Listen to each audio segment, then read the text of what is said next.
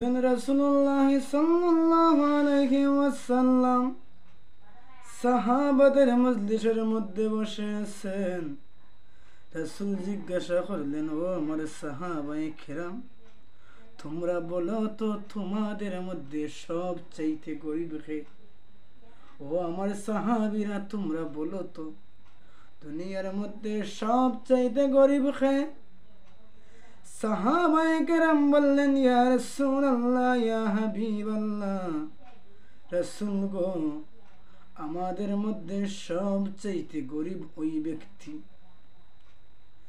যার কাছে কোনো দিরহাম নেই, কোনো সম্পত্তি নেই, মানে যার টাকা পয়সা ধন দৌলত কোনো কিছু নেই, সেই সবচাইতে গরিব। রাসূলুল্লাহ সাল্লাল্লাহু আলাইহি ওয়াসাল্লাম বললেন, ও আমার সাহাবায়ে কেরাম, না না, আমার উম্মতের মধ্যে ওই ব্যক্তি সবচাইতে গরিব না। সাহাবীরা অবাক হয়ে জিজ্ঞাসা করলেন, ইয়া রাসূলুল্লাহ, ইয়া হাবিবাল্লাহ, তাহলে আমাদের মধ্যে, মানুষের মধ্যে সবচাইতে গরিব কে? নবী করিম সাল্লাল্লাহু আলাইহি ওয়াসাল্লাম বলতে লাগলেন, ও আমার সাহাবায়ে কেরাম, আমার উম্মতের মধ্যে সত্যিকারের গরিব সেই ব্যক্তি যে কিয়ামতের দিন নামাজ লইয়া হাজির হবে, কিয়ামতের দিন রোজা নিয়ে হাজির হবে, যাকাত নিয়ে হাজির হবে, এই রকম অসংখ্য গণিত নেক আমল, বালা আমল গুলা নিয়ে সে হাজির হবে। কিন্তু সঙ্গে সঙ্গে সে অন্যান্য আরো কিছু জিনিস নিয়ে হাজির হবে। সে কাউকে গালি দিয়েছে, ওইটা নিয়ে হাজির হবে।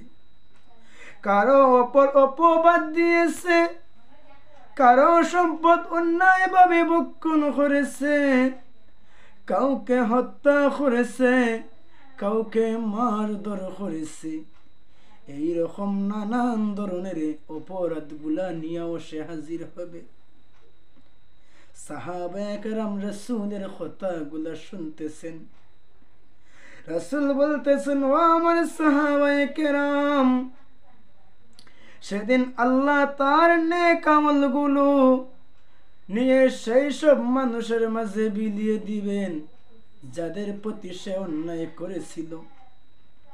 বিষয়টা এইভাবে ঘটবে, সেই সকল মানুষগুলা যার সম্পদ ভক্ষণ করেছে, সে যখন তার কাছে হাজির হবে, আল্লাহর কাছে বিচার দিবে, তখন আল্লাহ বলবেন, ও আমার বান্দা, তুমি তার প্রতি দুনিয়ার অন্যায় করেছো, তার সম্পদ ভোগ করেছো, তুমি তাকে মারধর করেছো, তুমি তাকে হত্যা করেছো, তুমি তার উপর অপবাদ দিয়েছো, তুমি তার বদলা ক্ষতিপূরণ দাও।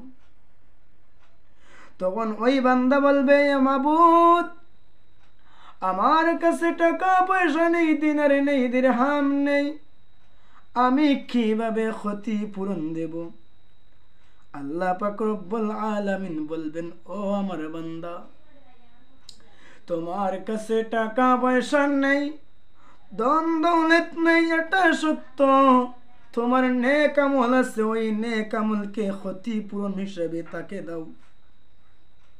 রাসূল বলতেছেন, এইভাবে সমস্ত যত মানুষগুলা আসবে, সমস্ত মানুষের ক্ষতিপূরণ দিতে দিতে আল্লাহর বান্দার নামাজ, রোজা, হজ, যাকাত, সমস্ত আমলগুলা যত সওয়াব পেয়েছিল, সে সমস্ত সওয়াব তার শেষ হয়ে যাবে। এরপরে আরো কিছু মানুষ আসবে, যারা এসে মাবুদের কাছে আরজি পেশ করবে, মাবুদ, ওই ব্যক্তি আমাকে গালি দিয়েছে, আমাকে অপবাদ দিয়েছে। তখন আল্লাহ পাক রব্বুল আলামিন ওই বান্দাকে বলবেন, বান্দা, তুমি ওই ব্যক্তির ক্ষতিপূরণ দাও। আল্লাহর বান্দা তখন বলবে, মাবুদ আমি এখন কিভাবে ক্ষতিপূরণ দেব? আমার যত আমল আছিল, যত নেক আমল আছিল, সমস্ত কিছু আমি দিয়ে দিয়েছি মাবুদ। আমি এক এক করে সমস্ত কিছু দিয়ে দিয়েছি। এই মুহূর্তে আমার কাছে দেওয়ার মতো কিছু নেই। মাবুদ বলবেন, বান্দা তোমার কাছে দেওয়ার মতো কিছু নেই, এটা সত্য, তবে তোমার কাছে তো নেওয়ার মতো কিছু আছে। বান্দা বলবেন, মাবুদ আমি কি নেব? আল্লাহ পাক রব্বুল আলামিন বলবেন, বান্দারে তুমি যার ক্ষতি করেছো তার জরিমানা হিসেবে, ক্ষতিপূরণ হিসাবে তুমি যেহেতু তোমার আমল দিতে পারছো না এবং দুনিয়ার টাকা পয়সাও এই জগতের মধ্যে নাই, তাহলে তুমি ওই বান্দার যত বদ আমল গুলা আছে, খারাপ আমল গুলা আছে, সমস্ত কিছু নিয়ে নাও। রাসূল বলতেছেন, এইভাবে আল্লাহর বান্দা সমস্ত ক্ষতিপূরণ দিতে দিতে ক্ষতিপূরণের বদলা অন্যান্য বান্দা ওগুলোর গুনাহ আনতে আনতে তার কাছে অসংখ্য অগণিত পাহাড় সম গুনাহ হয়ে যাবে। আর ওই গুনার কারণে আল্লাহ পাক রব্বুল আলামিন তাকে জাহান্নামের মধ্যে নিক্ষেপ করবেন। নাউযুবিল্লাহ।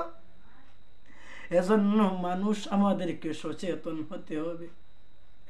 শুধু ভালো আমল করলে হবে না, ভালো আমলের সাথে সাথে আমাদেরকে এই বিষয়টা লক্ষ্য রাখতে হবে, মানুষকে যেন আমরা কষ্ট না দেই।